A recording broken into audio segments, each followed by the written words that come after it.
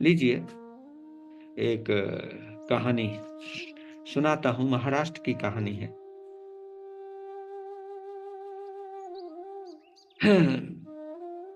एक प्रसिद्ध संत हुए हैं, संत एकनाथ।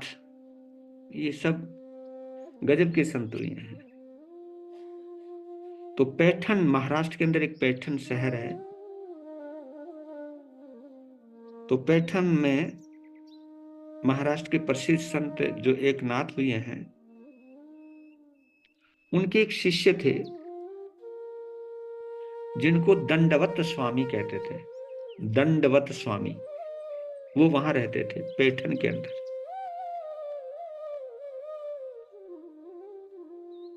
और ये दंडवत स्वामी नाम प्रसिद्ध क्यों पड़ा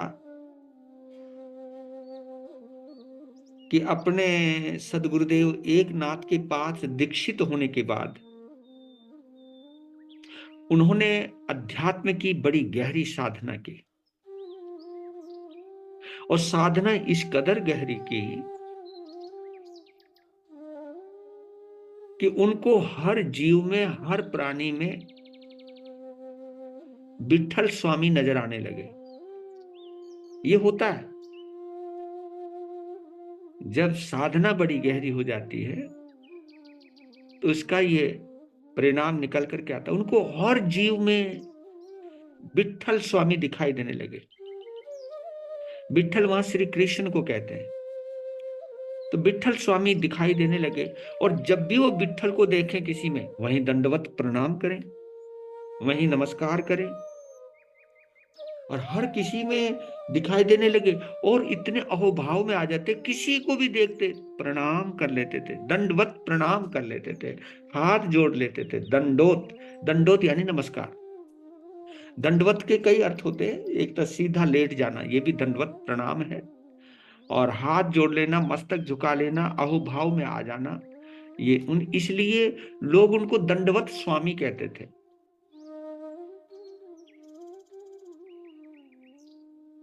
तो एक बार उनको विचलित करने के लिए, देखो, हर अच्छे लोगों के भी दुश्मन तो होते ही हैं।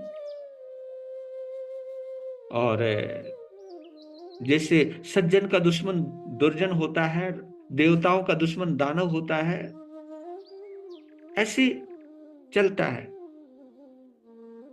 तो उनको विचलित करने के लिए कुछ पाखंडी ब्राह्मण, बोल सकता हूं, जो नाम के ब्राह्मण भी होते हैं, ऐसे कई नाम के जैन भी होते हैं। कोई ये नहीं समझ लेना कि मैं किसी के ऊपर पर्टिकुलर अटैक कर रहा हूं। मतलब नाम के कई जगह होते हैं, मतलब नाम के भी होते हैं।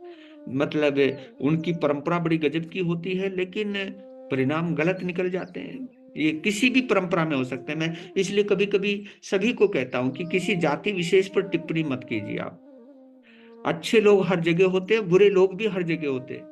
उसमें कोई वो चीज नहीं है कि भाई अच्छे लोग इसी कौम में होते हैं, बुरे लोग उसी कौम में होते हैं। नहीं नहीं नहीं नहीं, ऐसी बात नहीं है। कभी कभी हम जिन लोगों को बुरा मानते, जिस जाति को बुरा मानते, वहां फरिश्ते पैदा होते हैं, ऐसे आप सोच भी नहीं सकते। तो कुछ पाखंडी ब्राह्मणों ने उनको विचलित करने के लिए दंडवत महाराज के पास पहुंचे। उन्होंने कहा, आपको कण कण में ईश्वर दिखाई देता है, भगवान दिखाई देता, विठल नजर आता है। तो उनको पकड़ के लाए, और एक गधा मरा हुआ था, गधा मर चुका था। लेकिन क्या तुम्हें भी इस मरे हुए गधे में ईश्वर नजर आता है? तो वो तो मस्त हो गए। मरे हुए गधे में भी उन्होंने भगवान को देख लिया, विठल को देख लिया, और उनको प्रणाम किया। वहां एक चमत्कार हुआ। ये कोई काल्पनिक कथा नहीं है, ये सत्य कथाएं हैं। तो जैसे उन्होंने प्रणाम किया, तो कहते कि मरा हुआ गधा जीवित हो गया। क्योंकि हमारा शरीर ये ईश्वर का रूप है, लेकिन कब? जब इसमें आत्मा है। आत्मा के बिना ये शरीर मरा हुआ है। तो जैसी उन्होंने अपनी श्रद्धा से आंखों से मरे हुए गधे में जब विट्ठल को देखा, स्वामी को देखा, तो स्वामी वहां प्रकट भी हो गए और गधा उठ खड़ा। सब चुप हो गए और जय जयकार करने लगे, दंडवत स्वामी की जय जयकार करने लगे। ये समाचार उनके गुरुदेव एकनाथ को मिला।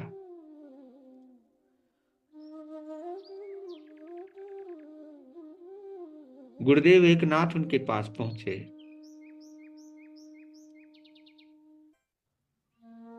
उन्होंने कहा, दंडवत, आप इस तरह के चमत्कार मत किया करो, क्योंकि ये चमत्कार आपको कहीं बुराई की तरफ ना ले जाए। डरते हैं। ये गुरुओं की शिक्षा भी हो सकती है, गुरु का संदेश भी हो सकता है। कहा कि बेटा, आपकी भक्ति अद्भुत है, इसमें कोई संदेह नहीं है, लेकिन अगल बगल जो लोग रहते हैं और कुछ चमत्कार, क्योंकि किसी मृत को जीवित करना ये प्रकृति के खिलाफ है। जो जीव चला गया चला गया, पर इस तरह आप चमत्कार दिखाओगे तो लोग चारों तरफ आपके घिर जाएंगे और तुमको आनंद नहीं आएगा, और तुमसे लोग इस तरीके के काम करवाने लग जाएंगे कि जिसमें आपको अहंकार आने की पूरी संभावना रहती है, और आपके अंदर जो आध्यात्मिक आनंद का स्रोत है वो खत्म हो जाएगा, आपकी साधना खत्म हो जाएगी।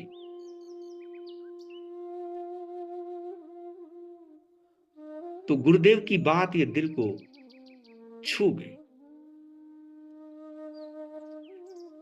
उन्होंने कहा कि हम आंख बंद करके समाधि में चले जाते हैं, हम अपने अंदर बैठे हुए विट्ठल को ही देखते हैं।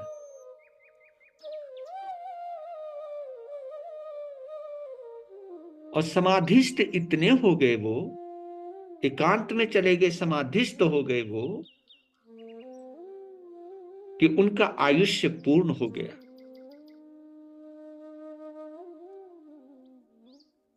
अब विरोधी तो किसी को छोड़ते नहीं।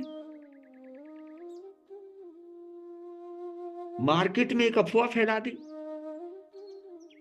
क्योंकि विरोधी कुछ भी कह सकते, कुछ भी कर सकते, क्योंकि मेरे बंधुओं, अफवाह फैलाना बहुत आसान है, बस उसके लिए एक जुगत भिड़ानी पड़ती है।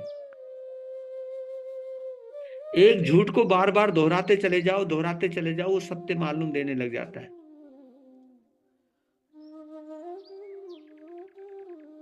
किसी को बुरा बताना हो, अच्छे को बुरा बताना हो, तो एक उसको योजनाबद्ध तरीके से तुम बोलते चले जाओ तो अच्छा भी बुरा होने लग जाएगा। और किसी बुरे को अच्छा बताना हो तो बस मीडिया का सहारा ले लो, किसी का भी सहारा ले लो, उसको हाईलाइट करते चले जाओ तो बुरा भी अच्छा बन जाएगा, झूठा भी सच्चा होने लग जाएगा। और कभी कभी हम मीडिया के माध्यम से, किसी के भी माध्यम से, किसी के व्यक्तित्व को इतना महिमा मंडित कर देते हैं कि उसके अंदर छुपी हुई कमियों को भी लोग नजरअंदाज करने लग जाते हैं। यह आजकल राजनीति के क्षेत्र में भी हो रहा है कि मीडिया को कैप्चर कर लिया जाए और महिमा, और उससे वो छुपा दिया जाए जो नहीं बताना है, और वो बताया जाए, दोहराया जाए जो लोगों को ऊपर प्रभावित करता चला जाए। तो झूठ के ऊपर आज की राजनीति खूब चल रही है। तो संत एकनाथ के ऊपर विरोधियों ने एक आरोप लगाना शुरू कर दिया कि इन्होंने दंडवत स्वामी को मार दिया, गुरु होकर के शर्म नहीं आया, क्योंकि वो उस चमत्कारी हो गए थे, उनका नाम बड़ा होने लग गया था, और अपने बढ़ते हुए शिष्य का सम्मान देख करके पचा नहीं पाए, और उन्होंने अपने भक्तों से अपने शिष्य को मरवा दिया। अब देखो अफवाहें किस तरह फैलती हैं, झूठ किस तरह फैलता है। ये अफवाह फैला दी गई, चारों तरफ चर्चा होने लगी संत एकनाथ के बारे में, और इतनी चर्चा हो गई कि संत एकनाथ ब्रह्म हत्या का दोषी है, और पत्राचार होने लगे कि संत एकनाथ को संत समाज से बहिष्कृत किया जाए। हाँ, यह संत समाज का हिस्सा रहने के लायक नहीं है। मौका मिल गया विरोधियों को, भाई अफवाहें फैलानी चाहिए बस। तो हर चीज को अफवाहें फैलाने वाले लोग हैं इस मार्केट के अंदर।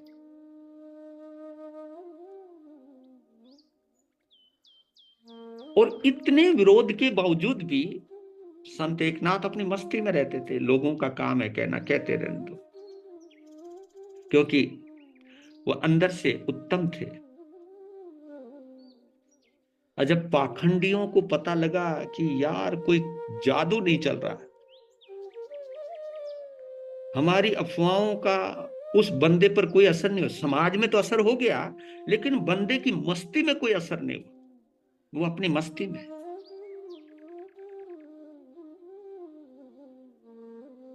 तो उनके विरोधियों ने एक और बड़ा षड्यंत्र रचा, पहुंच गए। ये मैं बात वहां तक लेके आऊंगा, भक्तामृत स्तोत्र तक भी लेके आता हूं, बात वहीं की वहीं है ये।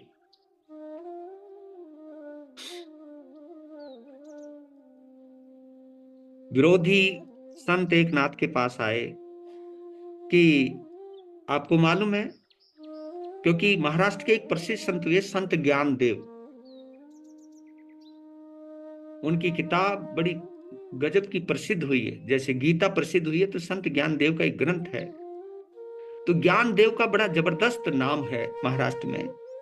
तो उनकी एक विशेषता थी कि वो किसी को प्रेम से देख लेते थे तो भैंसे के मुंह से, जो भैंसा, जो गाड़ी जोतता है भैंसा, काला भैंसा, भैंसे के मुख से उन्होंने वेद मंत्र बुलवाए थे। वेद मंत्र, मतलब इतना प्रभाव था उनका, इतनी भक्ति में थे वो, इतने छोटे, छोटी सी उम्र थी उनकी, लेकिन इतने गजब के संत थे। तो वो किसी भैंसे को भी देख लेते थे, प्यार से हाथ फेर देते थे तो भैंसा भी वेद मंत्र बोलने लग जाता।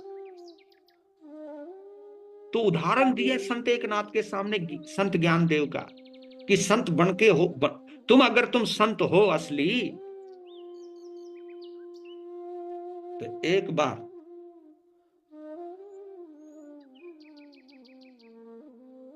नंदी के पास पहुंचे। नंदी होता है जो शिव जी के सामने एक बैल बैठा रहता, पत्थर का होता है, हमेशा नंदी बाहर रहता है, शिव जी अंदर रहते हैं।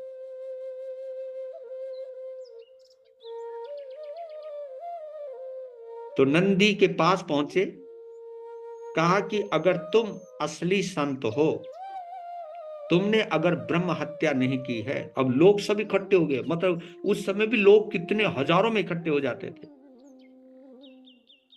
कि इस पत्थर के बैल को, नंदी को तुम घास चरा करके दिखाओ। घास का एक पूला दिया, कहा कि इसके मुंह में डालो, अगर तुम सच्चे हो, तुम पवित्र हो, तो ये बैल, नंदी जी आपके घास की इस गठड़ी को खाएंगे। उन्होंने कुछ नहीं कहा, उन्होंने कहा कि बात भगवान के ऊपर भी आ गई है, बात धर्म के ऊपर भी आ गई है, बात नास्तिकता और आस्तिकता के बीच में भी आ गई है, बात पत्थर और परमात्मा के बीच में भी आ गई है। क्योंकि जैन धर्म का भी सिद्धांत है ये कि इस पूरे ब्रह्मांड में कोई ऐसी जगह नहीं है जहां आत्मा का वास ना हो। ये बोला गया, कण कण में है। दूसरा ये कहती एक अणु भी ऐसी जगह नहीं है जहां इस आत्मा ने जन्म ना लिया हो। ये जैन धर्म का सिद्धांत है। तो उन्होंने हाथ जोड़े और उस समय वो आपने घास की पूली समझते हो आप, वो एक पूरा एक गठड़ा होता पूली, तो उस पूली को लिया और कहा, हे नंदी, तुम भगवान शंकर के सवारी हो और बहुत दिन हो गए तुम बाहर बैठे बैठे, लो भोजन कीजिए। तो उस पत्थर में जो जीभ थी वो जीभ बाहर आती है, और बाहर आई, और उस जीभ के ऊपर जैसे वो पुल्ली रखी, वो गट्ठर सा रखा छोटा सा घास, हरी घास का, तो वो खाना शुरू कर दिया, और नंदी जो बैठा हुआ था वो खड़ा हो गया। ये जब लोगों ने देखा, थैंक्स फॉर वॉचिंग। वीडियो पसंद है तो इसे लाइक कीजिए, दोस्तों के साथ तो शेयर जयकारों से कीजिए गूंज और गया। चैनल को सब्सक्राइब कर दीजिए। फिर खुश उस रहें, नंदी को खुशियाँ हाथ बांटते जोड़ा रहें, मुस्कुराते रहें। Thank you. कि आओ मेरे साथ, आपको आपकी जगह पर ले जाता हूं। तो इस नंदी को नदी में प्रवेश करवाया संत एकनाथ ने, और उनको समाधि दिलाई, और लोग चुप हो गए, जय जयकार करने लगे। ये संतत्व का करिश्मा है। ऐसे आपने देखा होगा भक्ताम्र स्तोत्र की घटना है। उस समय राजा ने आचार्य मानतुंग के सामने, क्योंकि चमत्कारों की बात आ गई थी, कालिदास जी ने अपने चमत्कार दिखाए थे, तो जब बात आ गई आचार्य मानतुंग के ऊपर कि जैन धर्म क्या है, दिखाओगे, तब उनको हथकड़ी बेड़ियों में डाल करके 48 तालों के भीतर डाल दिया गया। तब उनको कहा था कि कोई ताकत है तो तुम बाहर आके दिखाओ, ताले टूटने चाहिए, हथकड़ियां टूटनी चाहिए, अगर तुम बाहर आते हो तब मानेंगे आपके पास कुछ है। तो उन्होंने अपने चमत्कार को दिखाने के लिए नहीं, केवल जिन शासन को सुरक्षित करने के लिए, जब भक्ताम्र की वहां पर रचना होती है, और किस तरह उनके ताले टूटते हैं, किस तरह हथकड़ियां और बेड़ियां टूटती हैं, और किस तरह वो बाहर आकर के वृक्ष के नीचे बैठते हैं, और जब पूरा नजारा देखते हैं, तो ये सब चीजें हैं। पर लेकिन इसके पीछे ये आत्मशक्ति है। चमत्कार दिखाने की दृष्टि से करोगे तो चमत्कार नहीं होएगा, लेकिन भगवान को प्रोजेक्ट करोगे, परमात्मा को समर्पित हो जाओगे, तो ऐसे ऐसे घटनाएं घटित हो जाती हैं इस दुनिया के अंदर जिसकी हम कल्पना नहीं कर सकते।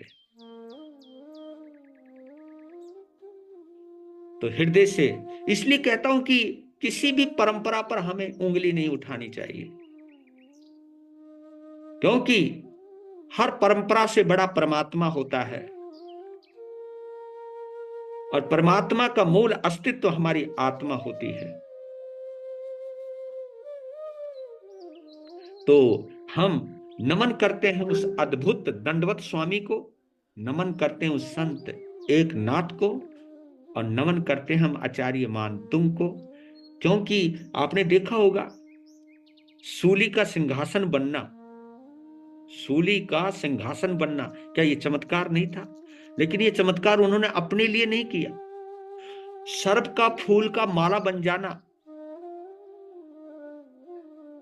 अग्नि कुंड का नदी का जलधारा बन जाना, अग्नि कुंड जल कुंड का बन जाना, ये जो प्रकृति के अंदर चमत्कार होते हैं, ये चमत्कार चमत्कार दिखाने की वजह से नहीं होते हैं, अपने परमात्मा को पूरी तरह समर्पित होने पर होते हैं। अगर हम परमात्मा से लाभ लेने की कोशिश करेंगे कि परमात्मा मेरा ये कर दे, मेरा नाम ऊंचा कर दे, शायद ना हो, क्योंकि वो अहंकारियों का साथ नहीं देता। जहां अहंकार है वहां चमत्कार नहीं होता। जहां विनम्रता है, समर्पण है, वहां चमत्कार अपने आप होते हैं। इसलिए कहते हैं ना, बिन मांगे मोती मिले, मांगे मिले न भीख। ये ऐसे ही नहीं कहा गया है। तो बात बहुत बड़ी हो जाएगी, लेकिन यही कहना चाहता हूं कि जीवन के अंदर आपका अध्यात्म आत्मा से जितनी निकटता हो जाएगी, कुछ कुछ ऐसी घटनाएं घटित हो जाएंगी आप सोच भी नहीं सकते हो। कुछ इस दुनिया में घटित करने से घटित नहीं होता है, अपने आप को मिटाने से घटित होता है। घटित वो करना चाहता है अहंकारी, कुछ एक्शन वो करना चाहता है, लेकिन जब हम पूर्णतः उसी को ही समर्पित हो जाते हैं तो बहुत जबरदस्त चमत्कार होते हैं। अंदाजे नहीं हो सकते, अंदाजे नहीं लगा सकते। तो जब ये मैं अद्भुत कथा पढ़ रहा था, मैं रोमांचित हो गया। तो मैं सोचा कि कुछ अध्यात्म की बातें आप तक लाऊं, क्योंकि आप सभी इस अध्यात्म जगत के सेवक हैं, श्रावक और श्राविकाएं हैं, जुड़े हुए हैं। और आप की श्रद्धा इतनी बलवान हो जाए कि आपके अंदर का अहंकार मिट जाए। चमत्कार तो आज भी मौजूद है, लेकिन हमारे क्रोध, मान, माया, लोभ, ये जो अंदर के विकार हैं, ये चमत्कार नहीं होने देते। सरल हो जाओ। इसी का सामूहिक